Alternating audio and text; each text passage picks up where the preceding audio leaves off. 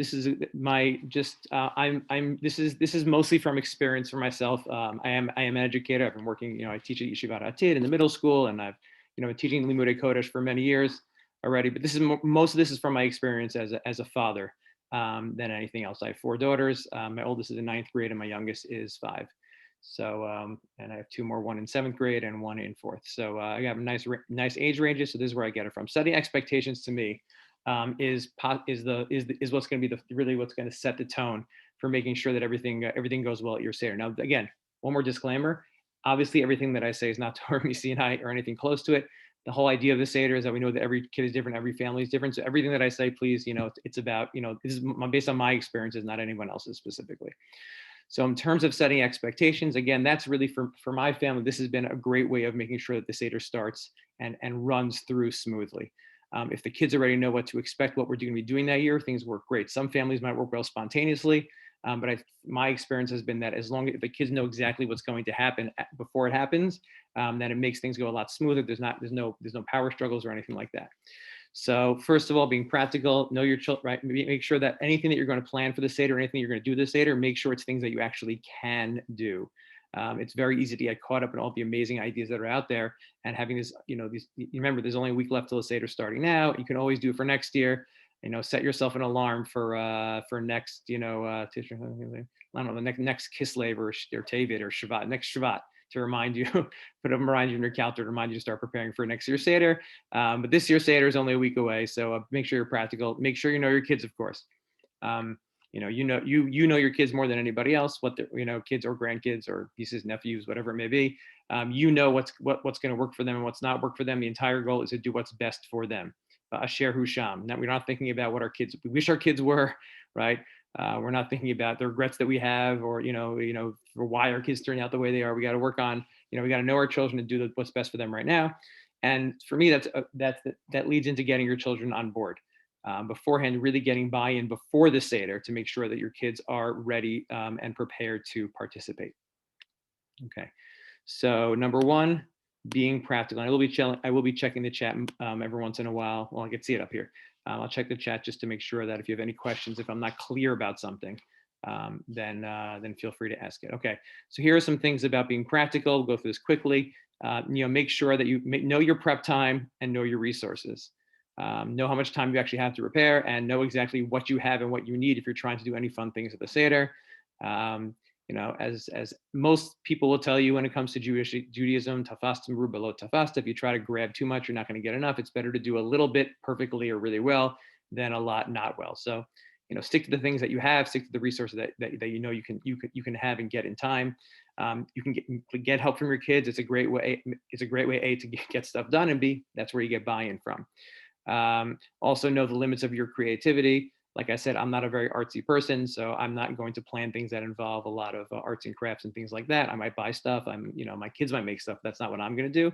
And in terms of technology, not necessarily at your Seder, although no judgment-free zone here, but in terms of preparing, make sure you have the right technology that you're going to do. If you want to make, let's say, like, I don't know, headbands cards, right? And you want to make really nice ones, well, make sure that you have what you need. You know what program you're going to use. You're not going to use a program online. It's going to take you 3 hours to make. Okay, you can always do things by hand. Doing things by hand is great too. Okay, so that's just in terms of being practical, knowing your kids. So only you know what your kids can handle in terms of seriousness. Some kids do great when things are more serious. Some kids do great when things are fun. Whether you just start with fun and then get serious, do you start with serious and get fun? Do you not even think about it? Again, know your kids, know their patience, know their reading ability. Obviously, know that they are your children are not one person unless you only have one child, right? You have to know that your kids are different, and that might require doing different things at different times throughout the Seder to make sure that you meet different kids' needs. It might mean splitting up the parents. One parent works with these kids, parent sits with those kids for a little bit, and then switching, and know when to hold them, when to fold them. There's nothing wrong with cutting your losses and saying, we're in the middle of something. I prepared so much for this, but it's just not working. Zehu, it's not worth, don't require the amount of time at your Seder to be based on how much time you put into repairing. So if you spend four hours preparing something and it's just not working, don't feel like, okay, we have to try for 20 minutes just to make it work. It's okay. Easier said than done, of course. Okay, this is what I was saying before, different parts of different ages. You might want to say, okay, this part's for the younger kids, this part's for the older kids. You might want to give breaks and tell the little ones to, tell the big ones at the beginning, read some stuff to yourself. And the little kids will do some stuff and then flip flop. We like doing, when my kids were younger, doing the second Seder only for the older ones, or when my kids were really younger, just for the adults. We had a little model Seder on, in the middle of the day on the first day. We put them to sleep, and then we had a Seder with either just adults and older kids. So it was actually very nice that way. And that way also the older kids know, listen, we're doing the first Seder, mostly focused on the little ones, and the next Seder focus on the big ones. Getting children on board. So number one, talking to kids. That's, my big thing as an educator and as a parent. Talk to your kids if you want to know how they're feeling about the Seder, if you want to know what to expect from them about the Seder. If they say, I don't want to talk about this now, I want to go to sleep, or I want to do this, I want to do that, that's also not the right time to talk to them. Take them out for dinner or for ice cream or whatever it is. Do something fun with them and use that as an opportunity to hey, let's talk about the Seder a little bit, just to know what you're feeling, what you want to be doing, etc. Get commitments from them beforehand. Have participation prizes. I'm not a big fan of the Afikoman prize. I don't mean that in terms of, again, not a judgment thing, but it just doesn't work for us, because you want to get kids you want to give prizes for kids for things that we want them doing. Not we want them to find the Afikoman or hide it, but we really want them to participate. So giving prizes for participation is a great idea, and making a schedule is to me has been very, very helpful for my family. So again, that you get buy-in when it comes for scheduling. It avoids power struggles, because there's no well, I want to give a Dvar Torah now, or you're saying, okay, who has a Dvar Torah? And then no one says they have a Dvar Torah, and then one kid says, oh, I have a Dvar Torah, and they all say, oh, I want to have a Dvar Torah now, because now the other kid's doing it. There's no power struggles. You already decided beforehand. Put breaks in. Obviously, allow flexibility. Here's a sample schedule that I've used for my family in the past. So what we have here is, right, so you have all the simanim on the side, different steps of the Haggadah. I also broke down Maga into smaller parts, right? So we have who's gonna say a Dvar Torah, who's gonna introduce it, right? If there's an introduction, who's gonna read it, right? What activity we're gonna do? Something simple like this. Again, I'll share something like this for if you need to, if you want a doc just to use. But again, here's another opportunity. This is what we do just to make sure that everything is everything is misudar. No pun intended on my name, but pun intended on the Seder, from beforehand. So that's just in terms of having your mind set before you go into the Seder. Okay. So now so now we'll just, so I'm just gonna check in the chat here.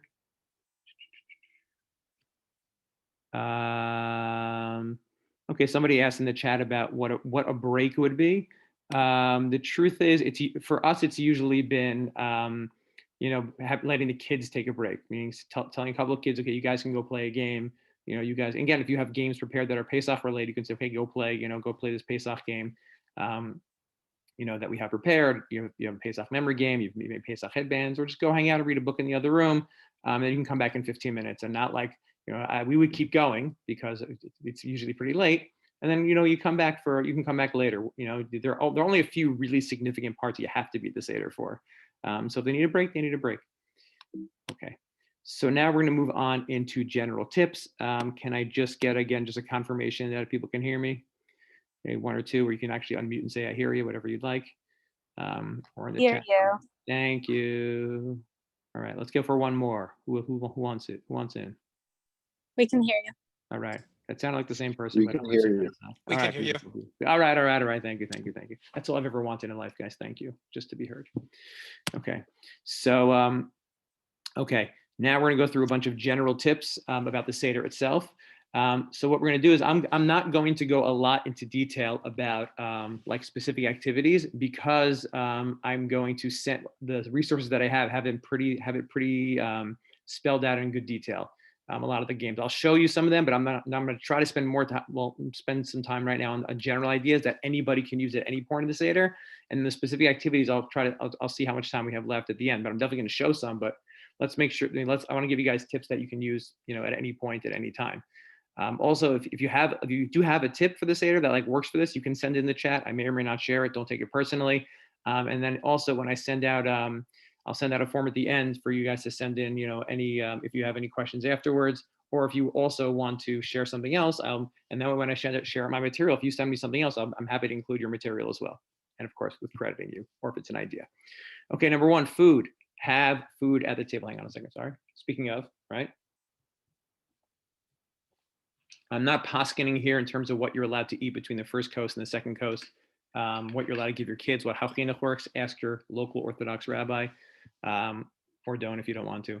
But having food on the table so that your kids can eat while the Maggid is going on is very important. So we're not saying, I'm hungry. Okay, what do you want to eat? And then that really can throw a wrench in things when you're going to look for the right food to feed your children during the Seder. Put some food out and say, this is what we have. If you want to snack while we're doing Maggid, this is what we have. This is what you're going to eat, and that's it. Candy's great. Give out candies, let's say, to answering questions. That's typical, classic, right? Okay, so that's food. I'm going to go through each one of these separately. Things that you can do in general. So the food, there's no separate slide for. We'll do the rest of them in order.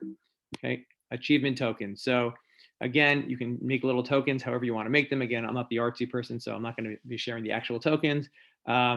And it should just be for achievements throughout the Seder, right? For participation, right? You can have one for each type of participation, right? Whether it be saying a Devar Torah, whether it be reading something yourself, whether it be translating something, whether it be picking a song, whatever it may be.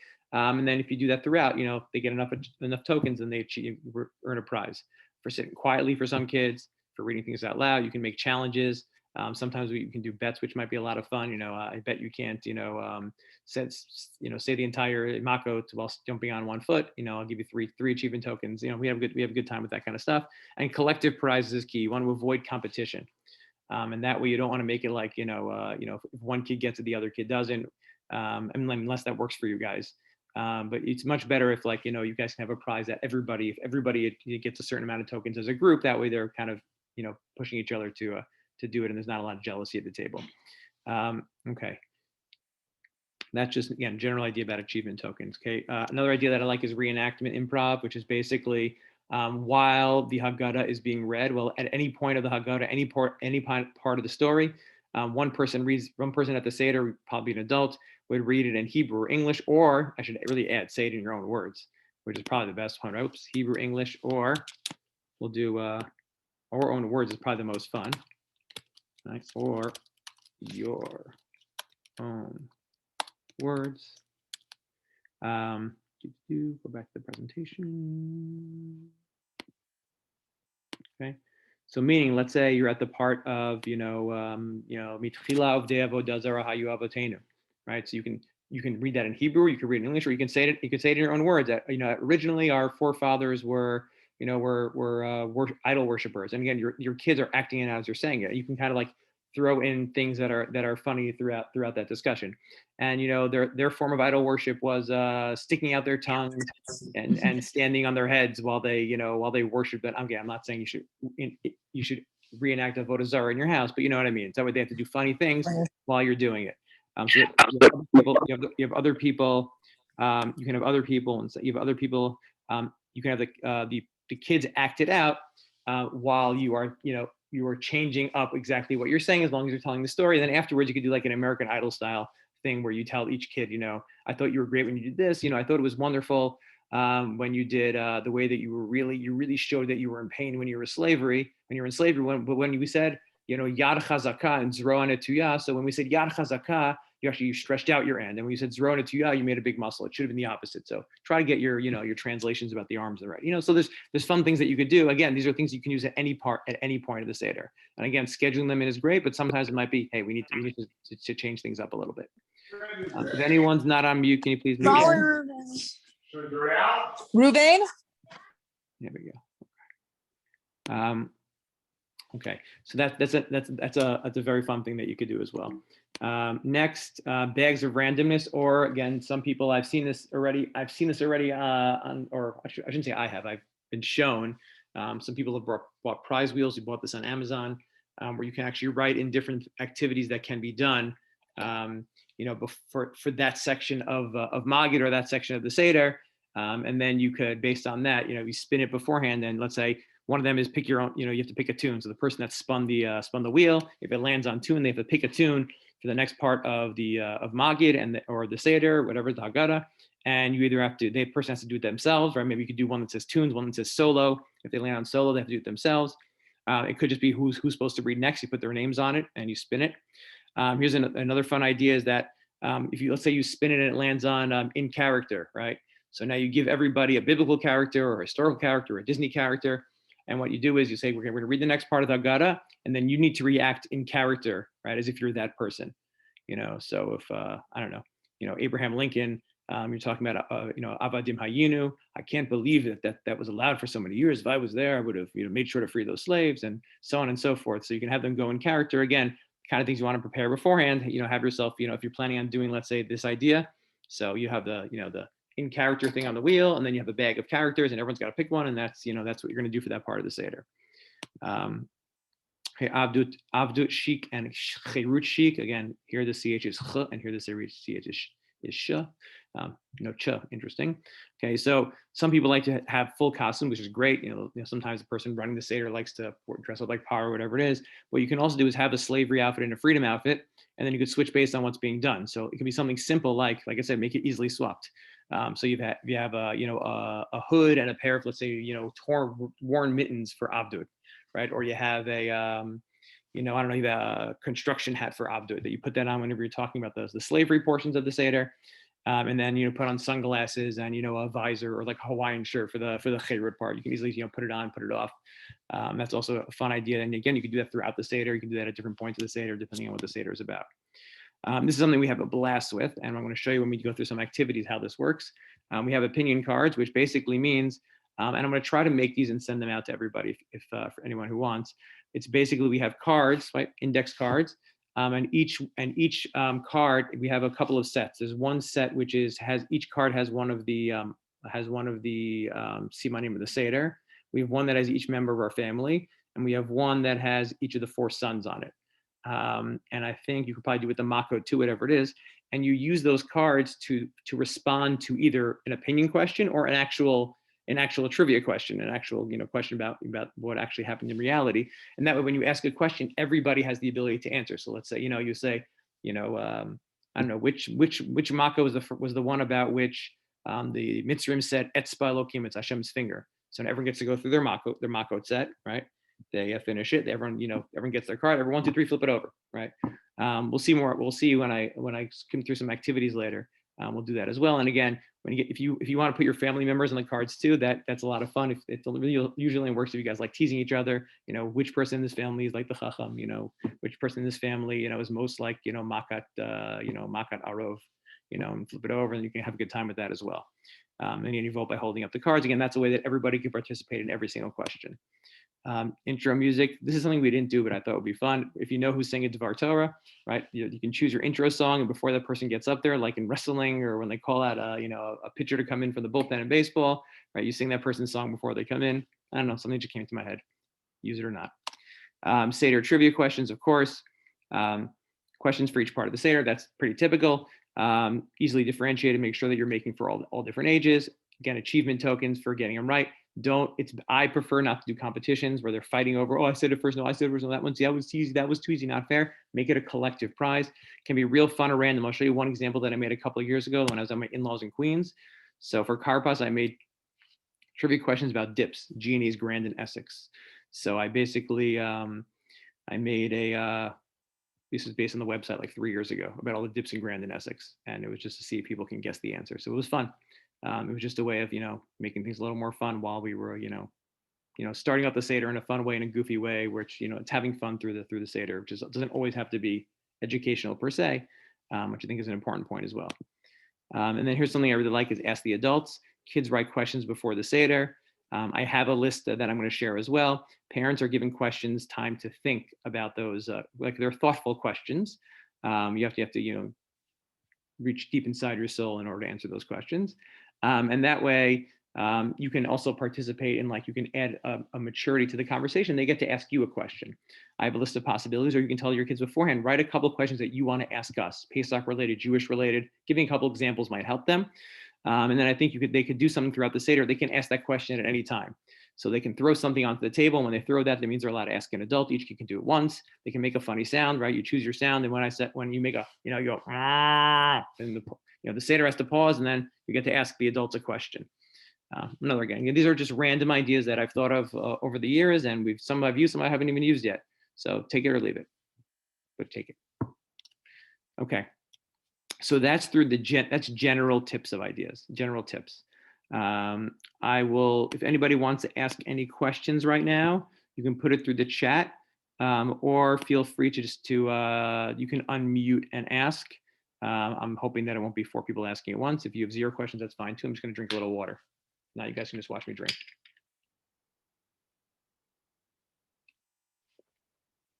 Enjoying watching me drink? Okay. Okay. So yeah, so let's go through some specifics. And I'm going to show you the resources that I'm going to be sharing as well. Okay. So go off of screen share for now. Okay. So here is. Oh, guess what?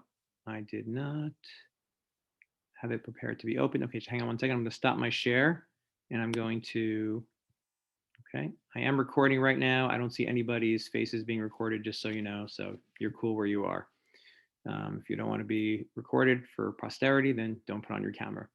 Okay, so I'm just going to find the document that I have on my computer here. It should take no more than 30 seconds. Okay, here we go. Okay, so I'm going to show you what I've been working on. This is a project that's kind of taken over the last few years. It wasn't originally a project, but now it is.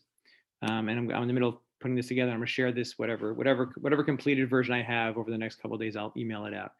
For those that did not get an opportunity, let me put the link one more time. I'm going to. I see only 7 responses so far, so I'm going to put this in the chat one more time.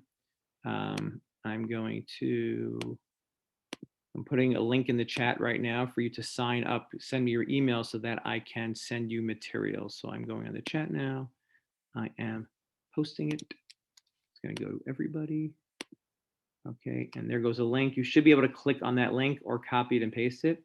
If it doesn't work, please let me know and just put in your name and email address. That's all I'm asking you to do in the form. It will not be shared with the government or any other social media agencies to sell to a foreign country. So don't worry.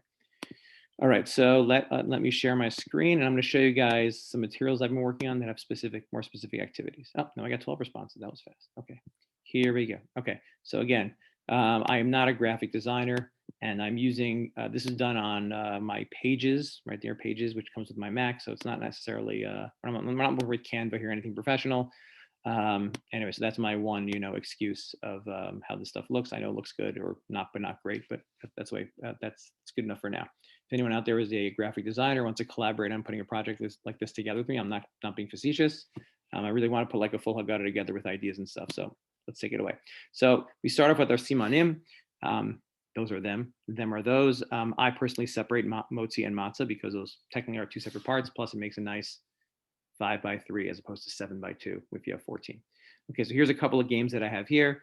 So you see right here, just we like to start off with fun because when we start off with like fun activities, I think that to us, that to me, to our family has really gotten things going well. We played the game called 21, which some people might have seen this game before or not. It's basically you have a group of people trying to count to 21, but each person has to say a different number. Obviously, if there's not 21 people, those mean each person, but you have to switch off saying the numbers to count to 21. But if 2 people talk at once, you got to start over again. So we do that, but we do that with the 15 simanim of the Seder. So Kadesh, Urchatz, Karpas, right? We say that together. And then if 2 people talk, right? If 2 people say, let's say, Urchatz at once, we have to start over again. If you get all the way to Baruch, and then one person says Baruch, and the next person says Hala, but they say it together, you start over again. It's a lot of fun. And then here we have simanim questions. So you'll see just to show you how I kind of do this. And again, you're going to get these questions. You can always add your own, right? So these are trivia questions with the answers, and there's some opinion questions as well. Which step of the Seder would make a good Olympic sport? So everyone has some time to look through their set of cards that has the simanim on them, and then 1, 2, 3, everyone flips it over. That way you can also have people, explain their answers. Why did you choose that as the Olympic sport? Or you can do things where like if 2 people have the same answer, then they lose a point. If you give an answer that no one has, then you gain a point as long as you can explain your answer well. Here at the beginning are some of the Ask the Adult questions. So these are questions that I wrote, but again, you want your kids to be writing things that mean something to you, right? If you were to add 2 stanzas to Dayenu from your life, what would they be? Other than Shulchan Aruch, what is one part of the Seder you really love and why? Can you share something you remember from the Pesach Seder when you were a child? Again, these are ways of, kids can kind of interrupt the Seder and say, I want to ask a question to the adults. Okay, so this is just, okay, so the style of what I'm going to send you guys, this is obviously not done yet, so I'll show you the first finished page, is Yachatz.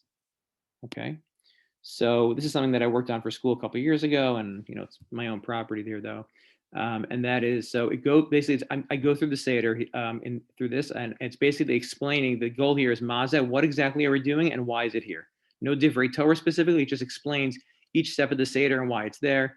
And you'll see a lot of the activities I'm going to show you are about, like I said, about understanding what's really happening in the Seder. So again, here's what Yachatz is, and here's exactly why are we doing Yachatz at this point. So this is what I had originally, and then I basically took that and I merged in like some of the activities that I have into the same doc. Okay, so here's Yachatz continues here, and here's an activity for Yachatz, which I'll show you in a second. So I'm going to do that for Kadesh and Urchatz and everything like that. And I'll send that to you as well, Kadesh, Urchatz. Okay, Karpas already I have an activity down here, right? Why am I crying charades? Okay, this is a lot of this will be self-explanatory when you see it. Yachatz, here's a family favorite game, right? We say, which is the afikomen? We basically take, there's different ways you could do this, but we basically take a matzah, visually split it in sort of half, and then we have hints to two different numbers, books of Tanakh, Medinat Yisrael's age, whatever it may be. You make your own. This is a great one for kids to make beforehand. They could try to challenge the adults, 15 by 15 or hours, and they have to say which one's the afikomen. And spoiler, the afikomen is the bigger one. So your kids are basically taking some knowledge, some fun knowledge, and they're incorporating it into like Seder knowledge. You could do it through a game board. That's what we do. We have a big poster, and we have like 9 of these matzahs up, and they're covered. Each one is covered, and then you ask, I'll take number 2, or they're labeled like what kid it's for, which person it's for, and we go in order. So again, here's Mag. This is just an introduction to what Magid is. Again, it's very basic in terms of what exactly is happening at the Seder.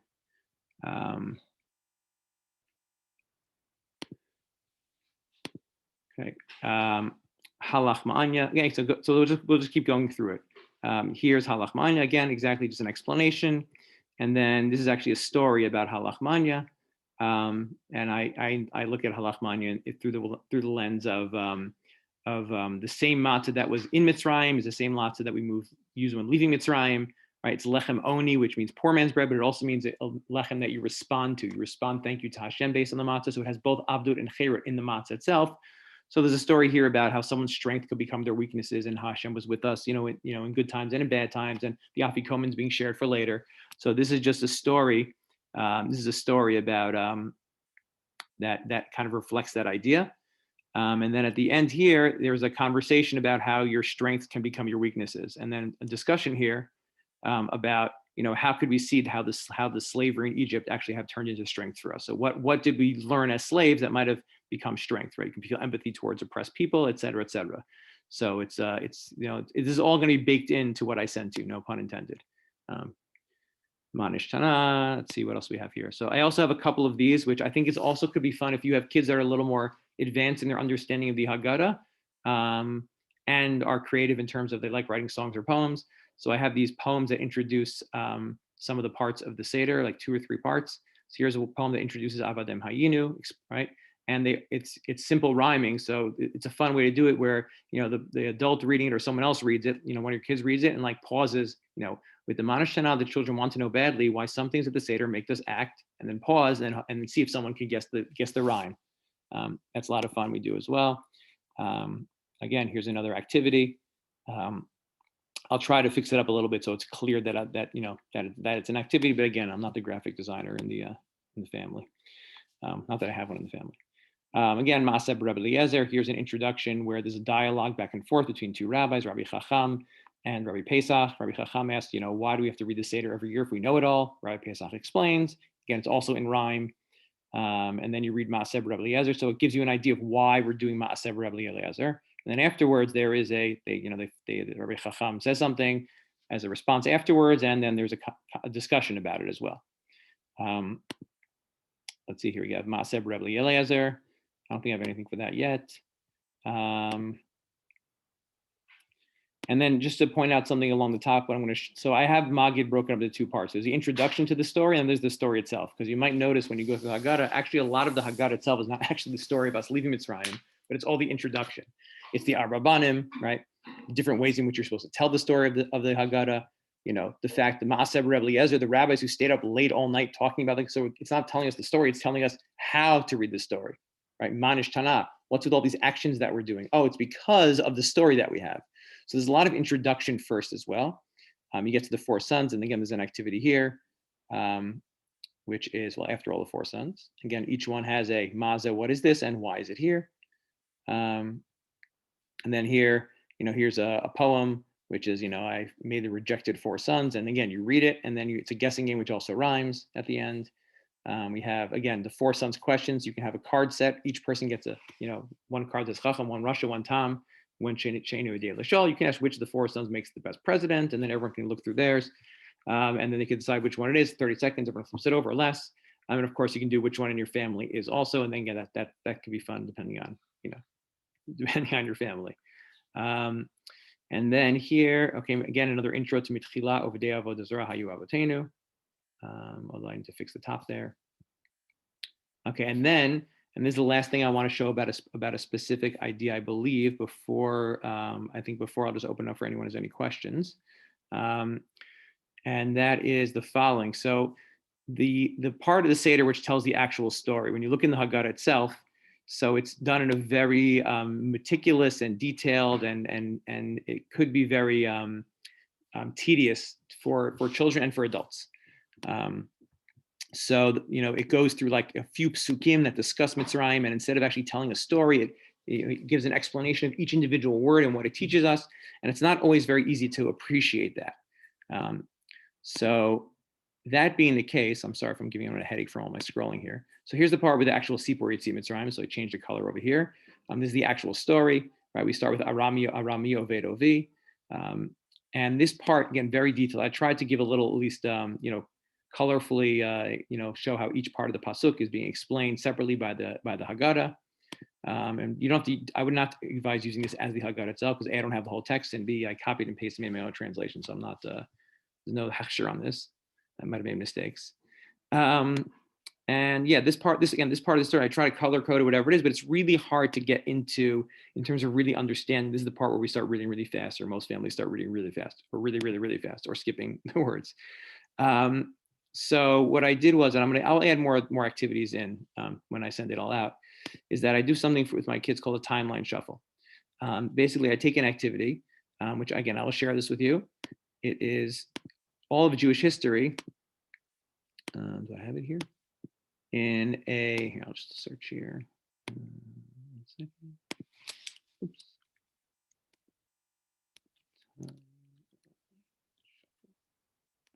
This is it. Right, so it's events in Jewish history, right? Avram leaves home, the Mabul, up until Yetziat Mitzrayim. So instead of actually going through the details of the Haggadah, the kids can then take an opportunity to go sit on the floor. You mix these up and try to see if they can put them in order.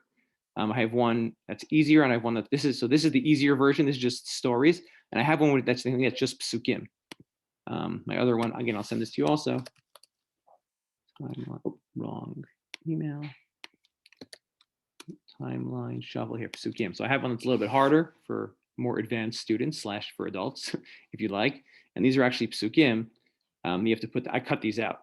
So I cut these out, and the kids have to put the psukim in order. They have to figure out based on the psukim how they fit in Jewish history. So that's a good way of, like, if there's a part of the Seder, that part where either you want, again, you can also tell the story of the Jewish people in your own words. Again, I'm not posking for anybody. You can probably, get away with that, just talking to your kids about the story if they're younger, and this part's not going to be exciting for them, or you can have them do an activity like this. Okay. All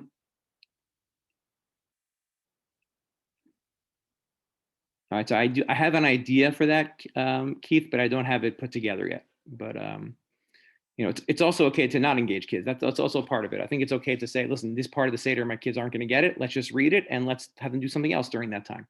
I have some ideas, but I haven't put it together. I got a question about the the 50 makot versus 200 versus 250. How to engage kids in that kind of math. But again, it's not always necessary to have, for me at least, I don't believe, to have every kids reading every part of the Haggadah, and understanding every single part of the Haggadah. Okay, so again, these are just a bunch of ideas. I'm going to add more when I send it out. I don't think you really need me to go through anything else in detail. Anything else at the bottom here that's worthwhile? Do I need to explain? I don't think so. 10 makot. Yeah, this is really just I tried to break things out a little more visually. Then you get to Dayenu. Again, Dayenu, should be an opportunity to talk about, things that you're thankful for, and other associated things. I will, again, I'll add some stuff in before I send it all out. So again, I was really just trying to give a taste of some ideas that you can use on your own, that you can apply yourselves. And then I have specific activities, which I've showed you some of them, and some of them I will, you'll get it, and you'll be clear once you receive it. I'm going to try to make those cards also for the mock-out. And technically, if anybody wants me to make cards for their family, I guess I would do that, but you could probably just write them on index cards as well. But I like, being helpful if that helps. So I'm going to put another, so I'm going to open it up for questions right now. You can just unmute, and if you have any specific questions about anything, I mean, not anything, but related to the Seder and all that, you can relate it to what I presented here, some things that I mentioned. You want to share an idea as we're kind of wrapping up here. I'm going to put one more link in the, I'm going to stop